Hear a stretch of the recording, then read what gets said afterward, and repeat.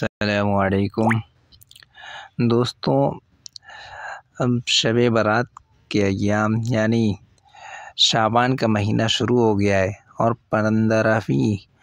شعبان کی 15ویں رات کو شب برات کے بارے میں کیا حقیقت ہے قرآن و حدیث کی روشنی میں، تو میں آپ لوگوں کے سامنے دارالعلوم دیوبند کا فتویٰ اس کی ویب سائٹ سے ڈائریکٹ نقل کر رہا ہوں۔ عنوان ہے قرآن کریم اور مستند احادیث کی روشنی میں شب برات کی کیا حقیقت ہے؟ مسلمان اس رات کو ایک تہوار کے طور پر مناتے ہیں، کیا یہ صحیح طریقہ ہے؟ جواب: تہوار کے طور پر منانا درست نہیں ہے۔ مسجد اور قبرستان میں اجتماع کا اہتمام اور التزام کرنا بھی خلاف شریعت ہے۔ یعنی آپ کوئی تنہا جا کر کے اگر پڑھ کر کے قبرستان میں چلا آئے تو کوئی حرج نہیں ہے۔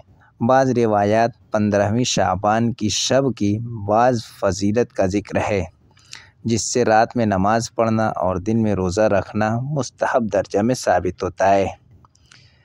دیکھیے یہاں پر یہ بات بتا رہے ہیں کہ 15ویں شعبان کی رات میں نماز پڑھنا، نفلی نماز پڑھنا اور ایسے ہی ذکر و اذکار کرنا اور روزہ رکھنا اس کے اگلے دن، یہ مستحب درجہ میں ثابت ہے، کوئی واجب اور فرض نہیں ہے۔ لیکن یہ عبادت انفرادی طور پر ادا کی جانا شرعاً مطلوب ہے، یعنی اس عبادت کے اندر لوگوں کو جمع کر کے اکٹھا کر کے کرنا نہیں ہے، بلکہ تنہا یہ عبادت کرنا مطلوب ہے۔ اس کے لیے اجتماع کا اہتمام خلاف شریعت ہے۔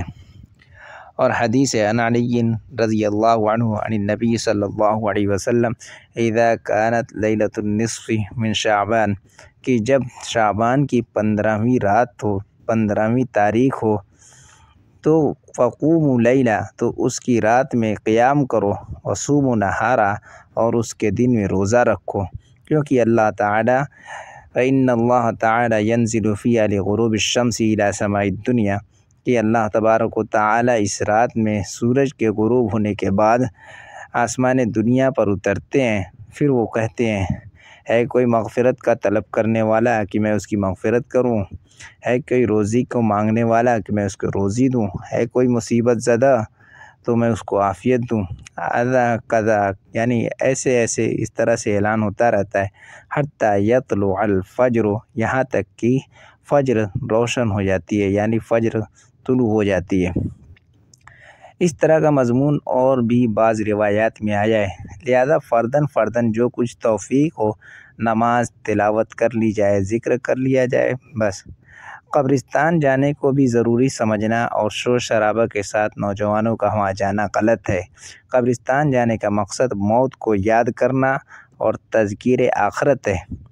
جب یہ فوت ہو گیا تو جانا فضول ہوا، کیونکہ ایصال ثواب تو گھر بیٹھ کر بھی کر سکتے ہیں، واللہ اعلم۔ تو قبرستان جاتے وقت وہاں پر یہ دھیان ہونا چاہیے کہ کل دن ہمیں بھی یہاں آنا ہے اور اس کے ذریعے سے قبر میں جا کر کے پھر آخرت میں پہنچنا ہے۔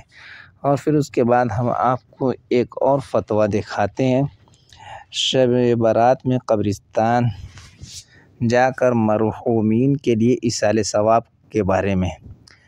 اس میں ہے شب برات کو انفرادی طور پر قبرستان جا کر مرحومین کے لیے دعائے خیر اور دعائے مغفرت کرنا احادیث رسول سے ثابت ہے، اور کسی حدیث میں یہ صراحت نہیں ملتی کہ زندگی میں صرف ایک بار جانے کی اجازت ہے۔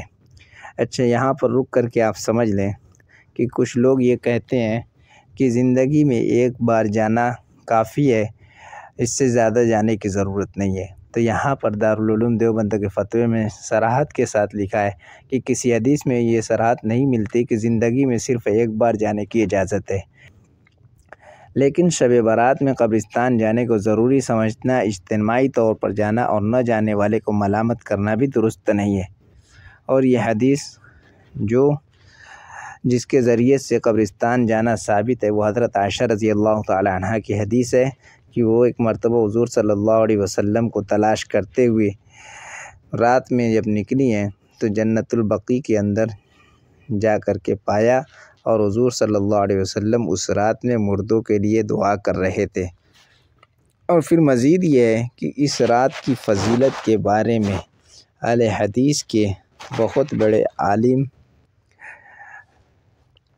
مولانا عبدالرحمن مبارک پوری، جنہوں نے ترمذی شریف کی شرح لکھی ہے تحفۃ الاحوذی، اور بہت ہی معتبر شرح ہے، اور انہوں نے اس رات کی فضیلت کے بارے میں بھی خود اقرار کیا ہے۔ وہ یہ جملہ لکھ رہے ہیں تحفۃ الاحوذی کا، دیکھیے، فَهَذِهِ الْأَحَادِيثُ بِمَجْمُوعِهَا حُجَّةٌ، یہ تمام احادیثیں اپنے مجموعے کے ساتھ حجت ہیں، عَلَى مَنْ زَعَمَ أَنَّهُ لَمْ يَثْبُتْ فِي فَضِيلَةِ لَيْلَةِ النِّصْفِ مِنْ شَعْبَانَ شَيْءٌ، ان لوگوں کے خلاف یہ احادیث حجت ہیں جو یہ سمجھتے ہیں کہ شعبان کی نصف رات یعنی شعبان کی 15ویں رات کی فضیلت میں کچھ بھی ثابت نہیں ہے، ان لوگوں کے خلاف یہ حجت ہے۔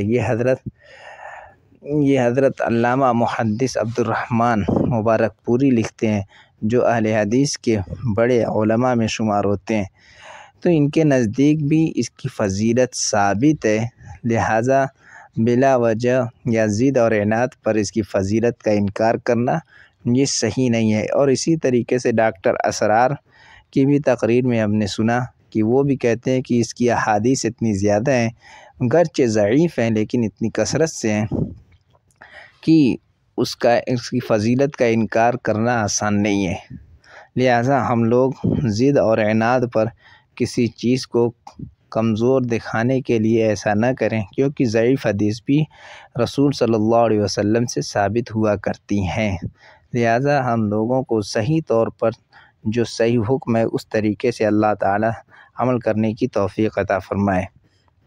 وَمَا عَلَيْنَا إِلَّا الْبَلَاغُ۔